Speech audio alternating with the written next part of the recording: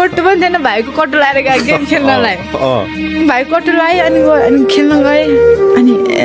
सुरुमा त कस्तो अनौठो लाग्यो के चौरी देखेर अनि गएँ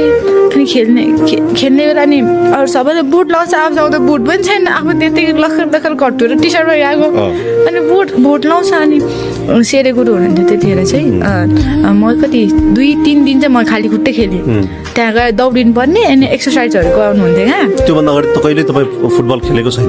छैन खेलेकै छैन 21 त्यहाँ गएर मात्र हो त्यही नि सबैजना ग्रुपमै जान्थ्यो क्या फेरि हाम्रो त्यो जङ्गलको ग्रुप चाहिँ अलिक धेरै नै थियो क्या सबैजना कट्टु लगाएर अनि जान्थ्यो